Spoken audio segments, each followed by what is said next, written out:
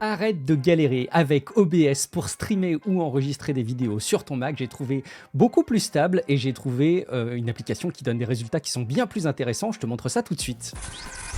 Bienvenue sur la chaîne YouTube Tech Café, je suis Guillaume Vendée. Habituellement, je vous diffuse une infotech chaque jour et là, je voulais vous faire un petit focus sur une application qui a changé mon quotidien. Si vous me suivez depuis quelques temps, vous savez que oui, après avoir fait beaucoup de podcasts en audio, je suis passé à la vidéo et honnêtement, j'y prends aussi un certain plaisir, à la fois pour l'enregistrement de vidéos et de streaming de vidéos. Je suis en live sur YouTube et sur Twitch chaque vendredi matin de 10h à midi. Je parle de tech, mais je fais aussi des jeux vidéo. Et la solution que j'utilisais jusque-là, c'est une solution que beaucoup de monde utilise, c'est OBS, qui est une solution open source gratuite qui a pignon sur rue. Et j'imagine qu'il y a à peu près 95% des personnes qui diffusent du contenu en vidéo qui le font avec OBS. Et moi, j'avais deux principaux soucis. Le premier souci que j'avais, c'est que malgré ma configuration, là, avec un boîtier d'acquisition, avec un Lumix, et puis une carte d'acquisition Elgato, qui sont compatibles tous les deux avec la 4K en 60 fps, et ben, je n'arrivais pas à garder ma 4K 60 fps stable en streaming et en enregistrement, alors qu'honnêtement, j'ai un Mac tout à fait décent qui a un processeur M1 un peu boosté aux stéroïdes, et donc je ne voyais pas pourquoi est-ce que ça ne fonctionnerait pas. Et le deuxième souci que j'avais aussi avec OBS, c'était la stabilité. L'application crashait assez régulièrement. J'avais vraiment des problèmes avec l'application qui plantait, parfois de manière assez aléatoire. Et j'ai discuté avec l'IA, avec Claude, et j'ai essayé de résoudre un petit peu les problèmes. Et Claude m'a dit ça en ces termes. Il m'a dit « Mais pourquoi est-ce que tu t'embêtes à utiliser OBS sur Mac ? Il y a une solution qui s'appelle Ecamm Live et qui fait beaucoup mieux le boulot. » Alors j'ai testé, il y a un essai gratuit de 15 jours et j'ai voulu un petit peu tenter ma chance et vérifier ce que ça donnait, et j'avoue que je suis totalement conquis. Je vous montre à quoi ça ressemble. Voilà l'interface d'Ecamm. Alors je vais avoir deux réserves principales dans cette application. La première réserve, c'est que tout est en anglais dans l'interface, vous allez vite vous en rendre compte, et le deuxième élément, c'est qu'il y a cette mosaïque là de fenêtres qui flottent un petit peu partout, qui ont un peu d'avantages, mais qui ont aussi quelques inconvénients. Je préfère l'organisation d'une seule fenêtre à la OBS, qui permet de structurer le plan de travail comme on veut, et ça ne bouge plus. Là, chaque petite fenêtre est indépendante. Vous voyez, si je prends par exemple la petite fenêtre des overlays, et ben, ça va la bouger. Je peux tout réorganiser évidemment, je peux choisir, et ça c'est chouette quand même, d'afficher ou de masquer chacune des petites fenêtres selon les besoins que j'ai. Mais voilà, c'est les deux petites réserves que j'ai qui ne m'empêchent pas, vous l'avez compris, d'utiliser Ecamm.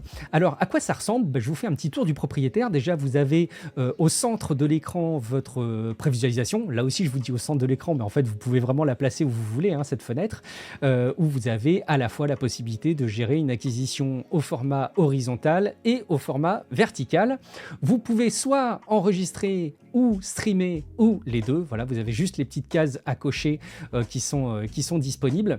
Et vous avez en plus différentes possibilités de diffusion de vos lives. Par exemple, moi j'ai installé Twitch, j'ai installé Instagram, même si Instagram c'est un peu relou, il faut régénérer la clé à chaque fois qu'on fait un live, c'est un peu galère.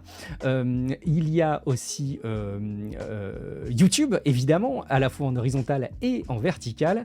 Et il y a Facebook qui aussi est disponible en streaming.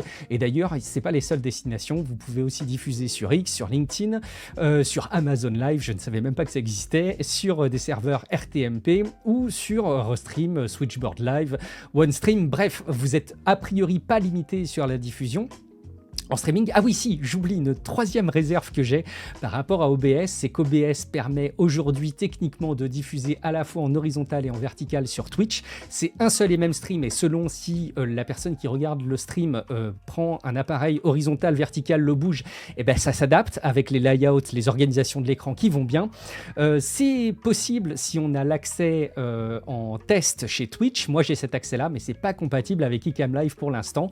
Donc il faut prendre son mal en patience le temps que iCam permette de diffuser à la fois en horizontal et en vertical en simultané sur Twitch. Parce que comme vous allez le voir, vous voyez, je peux diffuser là en live sur Twitch avec de l'horizontal. Je pourrais rajouter aussi le vertical, mais en fait, il va pas arriver à faire les deux. Alors que par exemple, YouTube, si je choisis horizontal et vertical, il va me diffuser les deux. Alors attention, YouTube, c'est côté plateforme cette fois-ci. Ils n'ont pas, comme Twitch, la possibilité de diffuser au moment où j'enregistre cet épisode et cette vidéo, de diffuser en live, en simultané, en horizontal et en vertical. Donc, ça envoie 2 streams différents. Moi, j'ai d'ailleurs des meilleurs résultats avec les streams sur YouTube en vertical plutôt qu'en horizontal. C'est un peu paradoxal. Bref.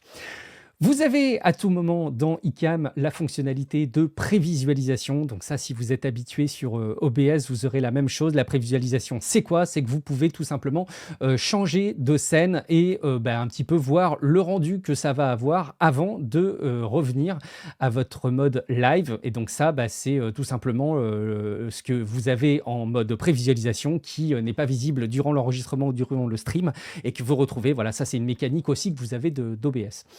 Si on fait le tour un petit peu de la fenêtre, vous avez là cette petite prévisualisation qui reste visible, y compris quand l'application iCam n'est plus au premier plan. Enfin, en tout cas, ça fait partie des réglages que vous pouvez avoir. Donc ça, c'est cool, vous pouvez toujours avoir un petit retour. Et si, comme moi, vous utilisez un prompteur, comme par exemple le prompteur Elgato, vous pouvez avoir votre petit retour dans le prompteur. Vous avez une petite fenêtre pour les scènes. Donc là, vous avez la possibilité à chaque fois d'afficher en mosaïque ou en liste. Moi, je préfère évidemment en liste. Et vous avez la possibilité de créer autant de scènes que vous le souhaitez. J'en profite aussi pour vous dire que vous avez dans l'application iCam la possibilité de gérer des profils. Donc vous pouvez très bien avoir un profil pour le streaming, un profil pour l'enregistrement de vidéos, un profil pour un podcast en particulier avec un habillage donné. Bref, là, vous avez compris, c'est comme sur OBS, vous avez différents profils possibles. Et donc vous avez les différentes scènes qui sont disponibles. Et en fait, tout simplement, vous pouvez en changer. Si par exemple, je vais sur ma scène Start, et voilà, je reviens ici. Si je reviens sur ma scène Facecam, c'est là. Et vous voyez les jolies petites transitions. Si jamais j'affiche mon écran de gauche, j'ai mes petites notes avec ma prévisualisation et qui revient. Bref, tout fonctionne super bien. Je peux dupliquer une scène, je peux créer un nouveau groupe de scènes, je peux créer un groupe automatique aussi, ça c'est pas mal pour commencer à organiser un petit peu ces scènes de manière pertinente.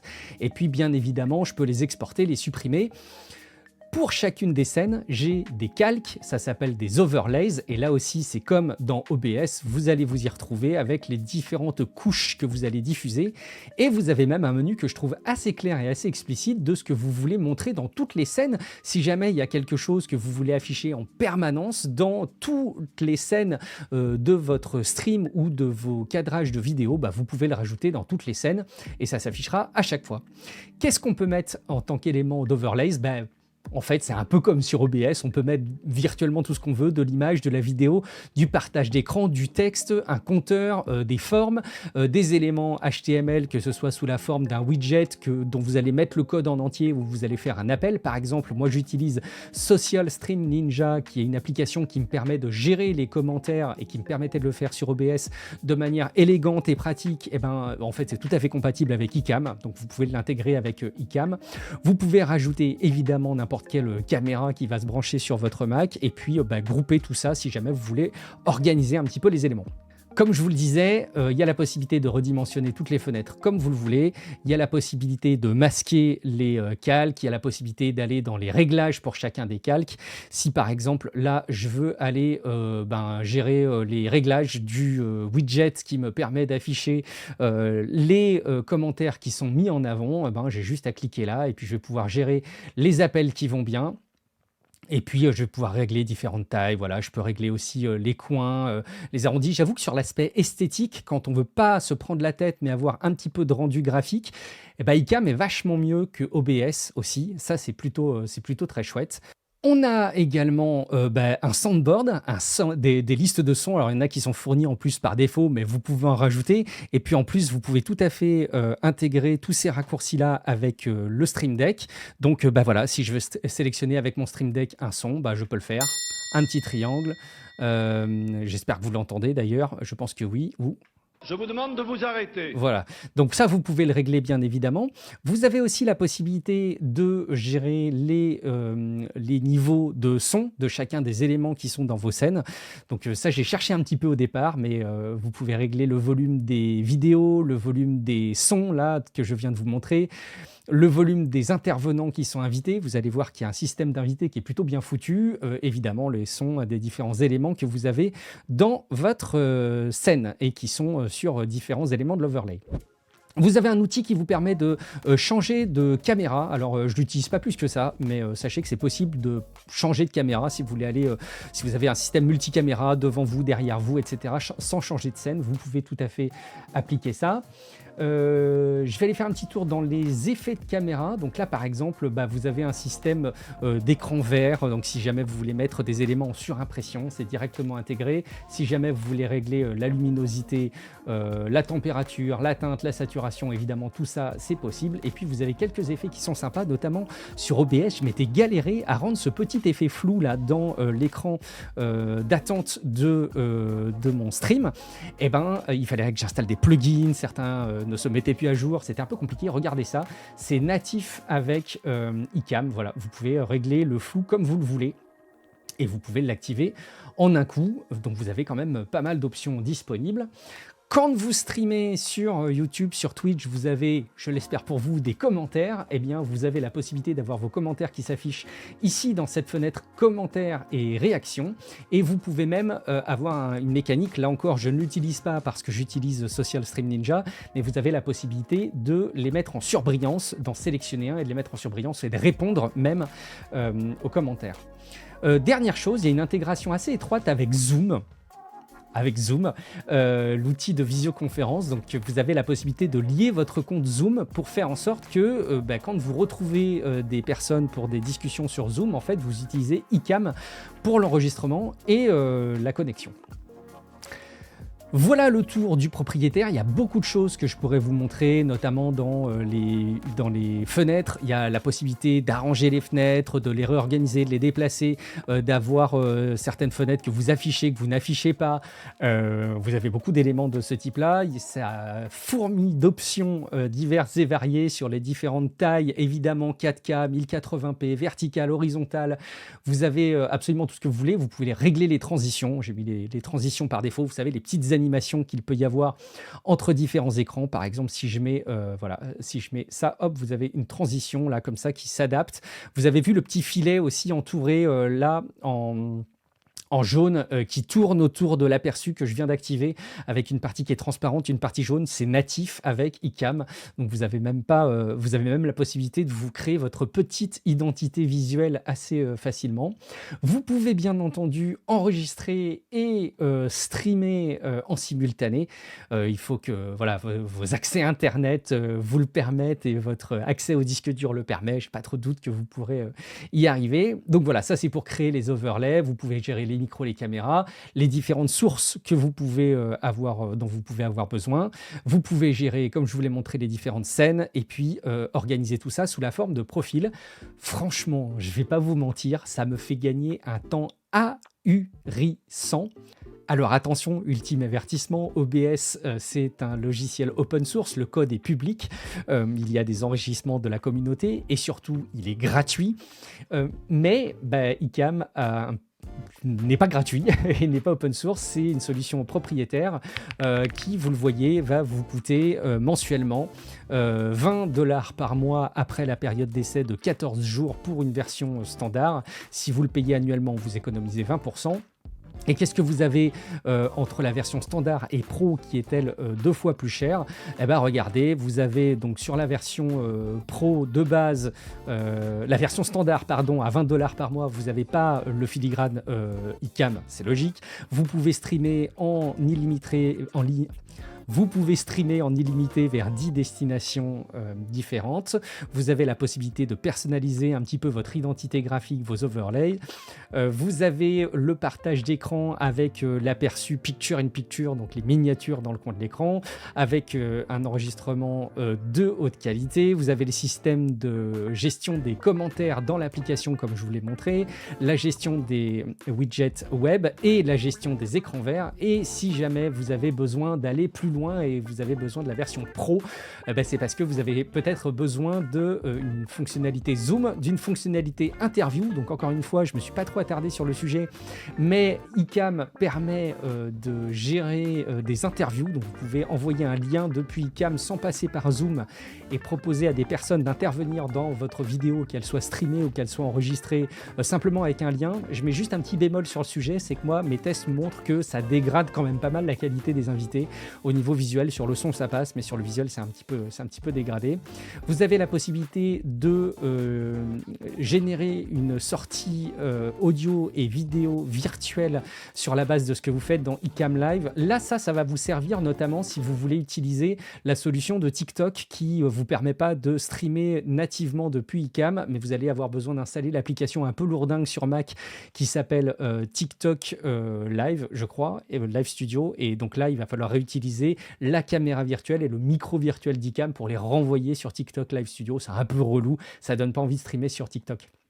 Vous avez le streaming 4K qui est activé aussi avec la version Pro. Donc évidemment, ce sera utile, notamment si vous streamez sur YouTube, puisque sur Twitch, c'est limité à du 1080p. Voilà, vous avez le monitoring, donc la gestion vidéo sur n'importe quel écran avec la version complète. Voilà, vous avez des éléments, oui, la gestion, les statistiques de bande passante en temps réel aussi, et le support VIP pour la partie technique. Et voilà, en conclusion, je pense que c'est une solution qui gagne à être connue. Alors évidemment, elle ne va pas convenir à tout le monde, notamment si vous voulez absolument pas payer pour une solution de streaming et une solution d'enregistrement de vidéo. Moi, pour les besoins que j'ai au quotidien et étant à mon compte sur de la production de contenu, je ne vais pas vous mentir, je gagne un temps hallucinant avec iCam Live. C'est une boîte qui existe depuis longtemps puisque j'utilisais déjà des solutions d'enregistrement audio sur Skype avec eux. Donc là, je suis assez confiant sur la pérennité de l'entreprise. Et puis en tout cas depuis que j'ai souscrit à l'abonnement, parce que oui, c'est une souscription d'un abonnement, c'est pas un achat en une fois, on aimerait que ce soit un achat en une fois mais c'est un abonnement, et je gagne un temps de fou et surtout je peux streamer et enregistrer en 4K 60 fps en horizontal et en Full HD en vertical en simultané, et franchement ça me change la vie. J'espère que ce petit tour du propriétaire vous aura permis d'y voir un petit peu plus clair sur ce que permettait iCam Live. Je vous remercie évidemment de me faire part de vos remarques, de vos questions. Je serais ravi d'y répondre en commentaire. Si vous n'êtes pas abonné sur la chaîne YouTube, là, tout de suite, faites-le parce qu'après, sinon, vous allez oublier. C'est la fin de la vidéo, donc vous allez forcément oublier. Je vous rappelle aussi que qu'il est possible d'écouter Tech Café en podcast chaque semaine. Il y a 2 à 3 épisodes, 2 épisodes complets plus un épisode récap en début de semaine qui est accessible au grand public. Et je me réjouis de mon côté de vous retrouver très prochainement dans une vidéo ou dans un prochain épisode de podcast. Ciao à toutes et à tous.